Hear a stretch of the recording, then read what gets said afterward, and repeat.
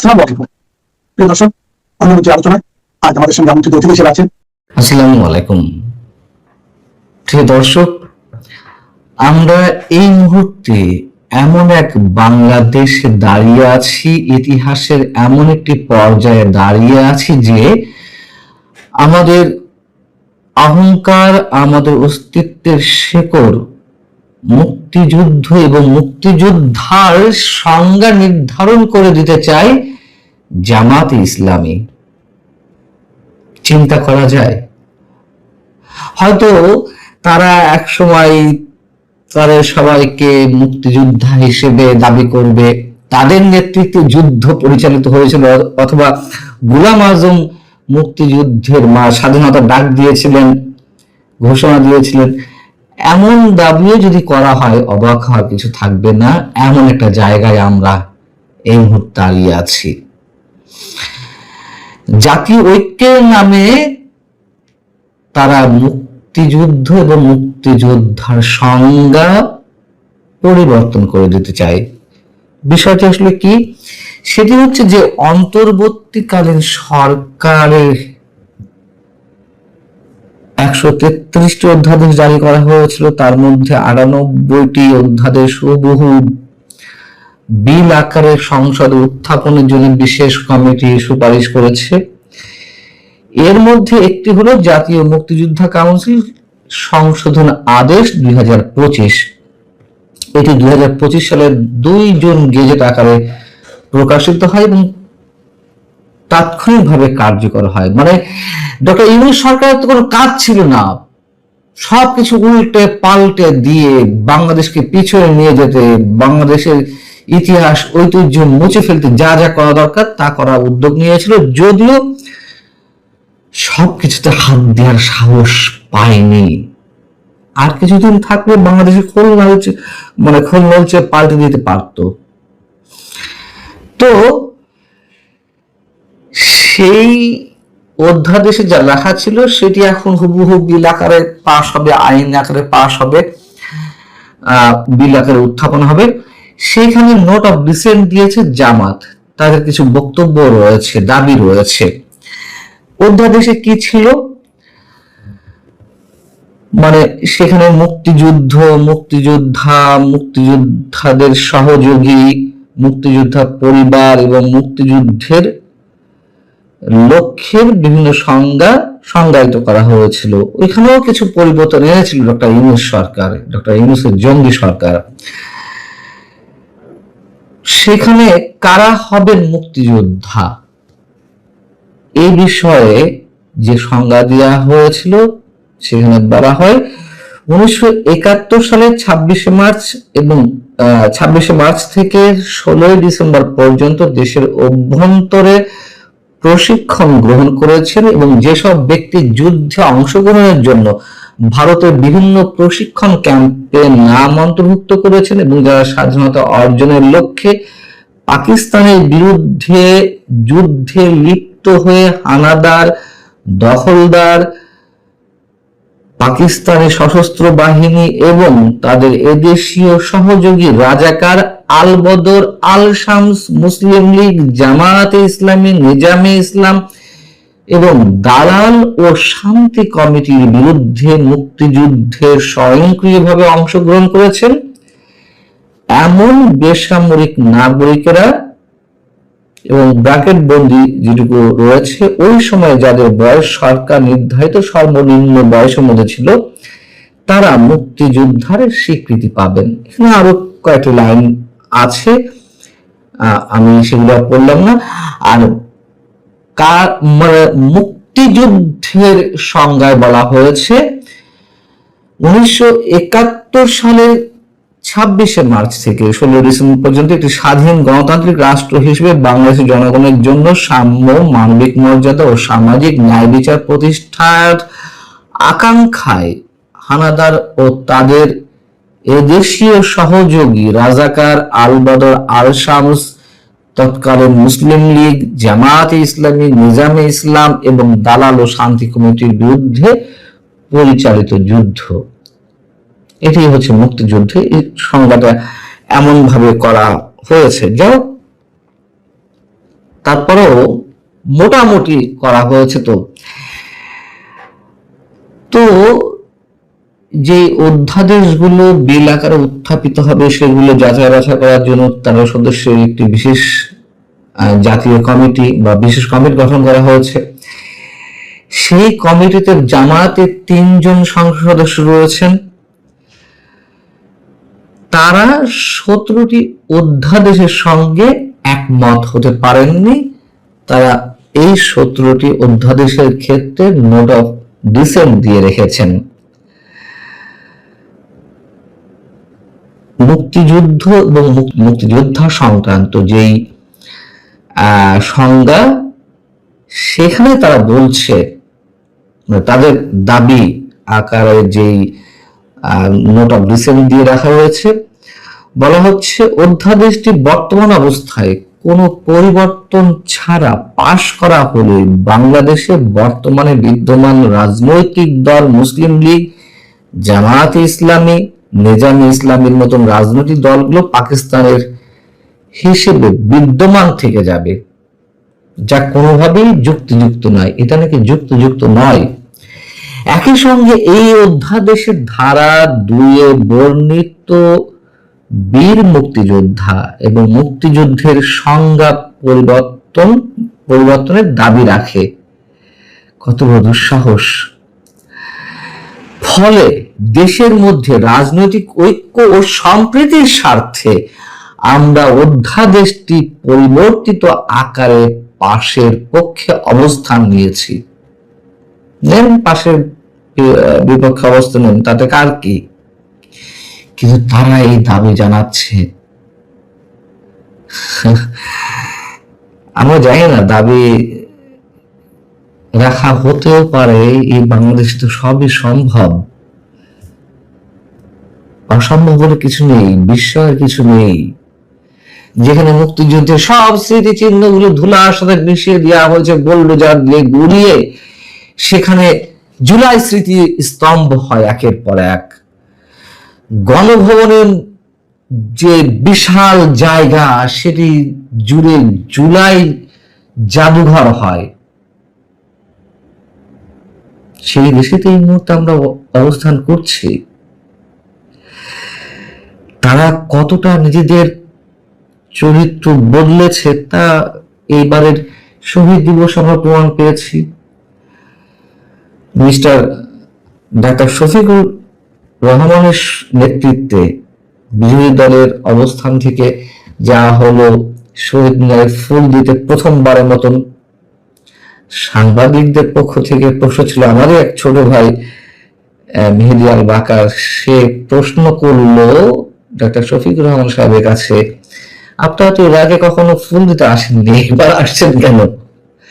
Doctor Shafiqur Rahman একটু হকচকিয়ে গেলেন। নিশ্চয় আপনাদের মনে আছে তিনি কি বলেছিলেন। এর মধ্যে এই প্রশ্ন কেন? আমরা এসেছি, আমরা তো বিরোধী দলে আসুন, এখন আমরা এটি রাষ্ট্রীয় আচার পালন করতে এসেছি। তিনি বলতে পারলেন না যে আমাদের আবেগের জায়গা থেকে আমরা শ্রদ্ধা জানাতে এসেছি, আগে যা হয়েছে হয়েছে। অতএব তারা কতটুকু নিজেদের চারিত্রিক পরিবর্তনটা আনতে পেরেছে, এবং এই যে মুক্তিযুদ্ধ এবং মুক্তিযোদ্ধার সংজ্ঞা পরিবর্তন দাবি জানাচ্ছে, তার মধ্যে থেকে আমরা বুঝতে পারছি। ভালো থাকুন সবাই, আল্লাহ হাফিজ।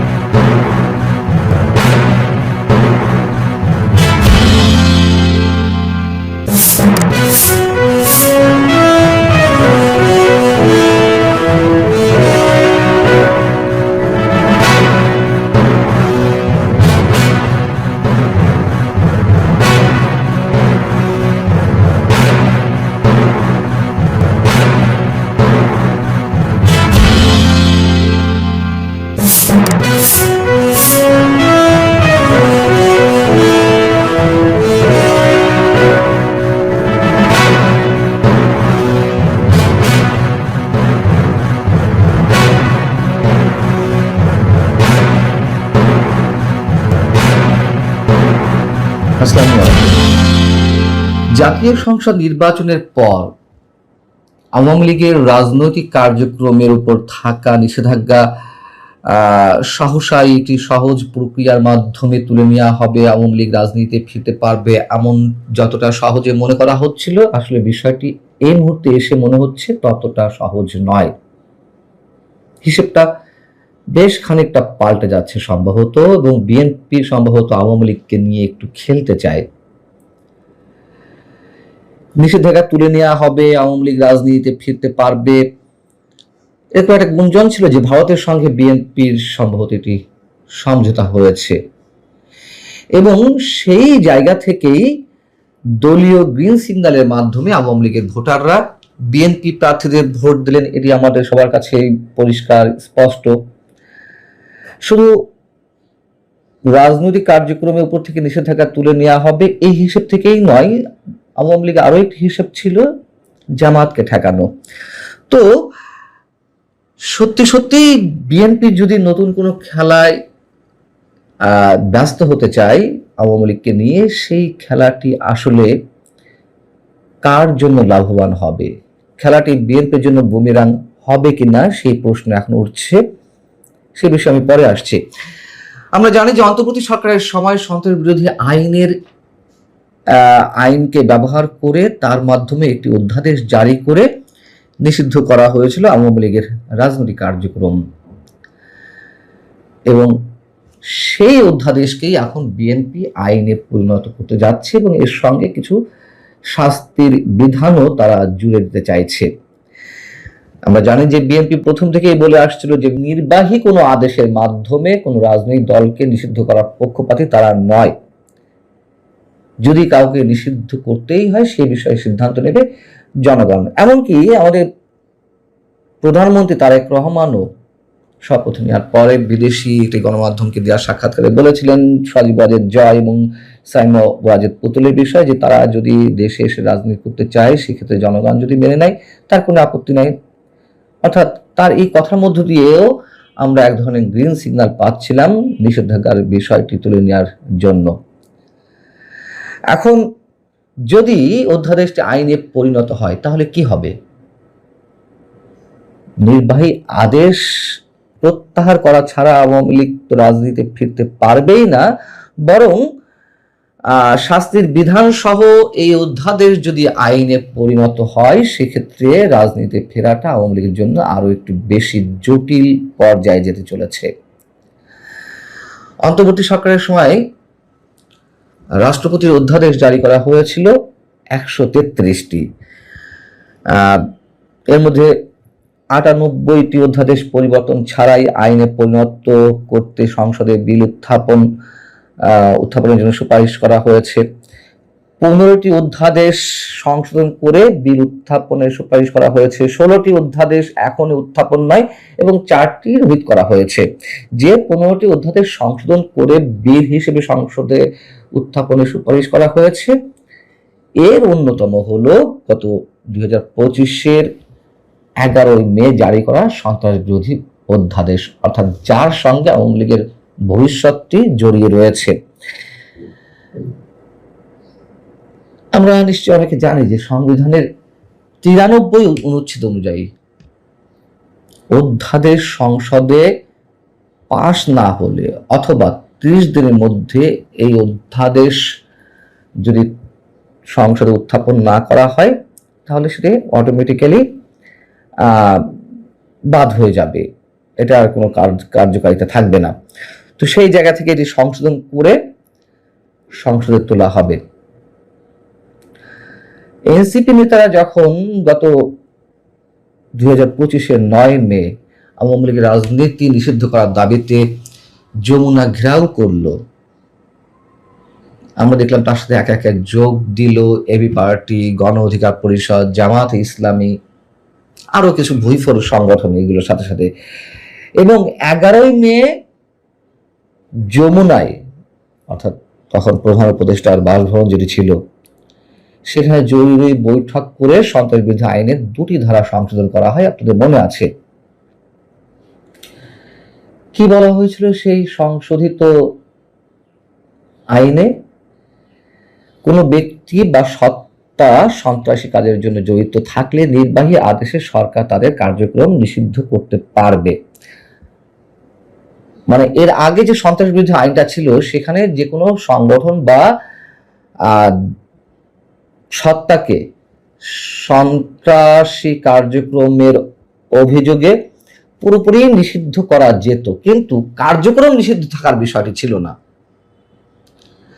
তো আওয়ামী লীগকে পুরোপুরি নিষিদ্ধ নয়, কার্যক্রম নিষিদ্ধ করতে হবে, সেই জায়গা থেকে দুটি ধারা সংশোধন করা হয়েছিল এবং সেই সংশোধিত ধারার 20 ধারা অনুযায়ী আওয়ামী লীগ মিছিল সভা সমাবেশ করতে পারবে না, দলটির কার্যালয় বন্ধ থাকবে, ব্যাংক হিসাব জব্দ থাকবে, পোস্টার ব্যানার প্রচার করতে পারবে না, সংবাদ বিজ্ঞপ্তি দিতে পারবে না, সংবাদ সম্মেলন করতে পারবে না, সামাজিক যোগাযোগ মাধ্যম বা গণমাধ্যমে তাদের কোনো সংবাদ প্রকাশ করা হবে না, এরকম অনেক বিষয় উল্লেখ করা হয়েছিল। কিন্তু এগুলো করলে কি শাস্তি হবে সেটি কিন্তু উল্লেখ করা হয়নি। ওই যে প্রথমে বলছিলাম যে কিছু শাস্তির বিধান যুক্ত করা হবে, নিষিদ্ধ সংগঠনের এইসব কার্যক্রমের ক্ষেত্রে শাস্তির বিধান আছে, কিন্তু রাজনৈতিক কার্যক্রম নিষিদ্ধ থাকা সংগঠনের ক্ষেত্রে যদি এই ধরনের কার্যকলাপ চলে সেক্ষেত্রে কি শাস্তি, সেজন্যই এটি সংশোধনী সহ আইনে পরিণত হতে যাচ্ছে। যতদূর জানা গেছে যে এই বিষয়ে আওয়ামী লীগ কোনো মন্তব্য করতে রাজি হয়নি। তারা বলেছে যে জনগণই সিদ্ধান্ত নিবে।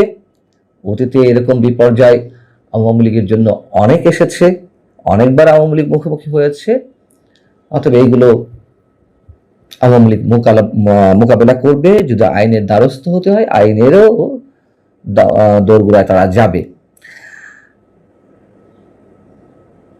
আমি আমার ক্ষুদ্র জ্ঞানের জায়গা থেকে বলতে পারি যা করা হচ্ছে সেটি আসলে আওয়ামী লীগের জন্য রাজনীতি শেষ হয়ে যাবে এটি মনে করার কোনো কারণ নেই। বিএনপি আওয়ামী লীগ এই দুটি রাজনৈতিক দলের শেকড় সমাজের রন্ধ্রে রন্ধ্রে এমনভাবে গ্রথিত, নিষিদ্ধ করে এগুলোকে শেষ করা যাবে না, যায় না। কিন্তু বিএনপি যা বিশ্বাস করত তার বাইরে এসে এখন যে খেলাটি খেলতে চাইছে সেটি হলে লাভবান আসলে কে হবে? প্রথমে যে প্রশ্নটি করেছিলাম, লাভবান আসলে জামাতে ইসলামী হবে, ক্ষতি যা হওয়ার বিএনপিরই হবে। জামাতে ইসলামী হুঙ্কার ছাড়ছে, তারা রাজপথ উত্তপ্ত করবে, সুশীল সমাজের প্রতিনিধিদের কথিত প্রতিনিধিদের এর মধ্যে মাঠে নামানো হয়েছে, তারা সেই জন্য প্রস্তুত থাকবে। এবং এই যে খেলাগুলো সেগুলো অবশ্যই ডিপ স্টেটের খেলার অংশ। বিএনপি কতটুকু বুঝতে পারছে আমরা জানি না, তবে অনেকে বলছেন যে কাটা দিয়েই কাটা তোলাটা বিএনপির জন্য বুদ্ধিমানের কাজ হবে, নইলে জামাতই বিএনপিকে গিলে খাবে। অনেকেই বলছেন, আমিও শুরু থেকে বলে আসছি। দেখা যাক যে এই খেলাটি কিভাবে চলে এবং তাতে আসলেই লাভবান কে হয়, ক্ষতিকার হয়। ভালো থাকুন সবাই, আল্লাহ হাফেজ।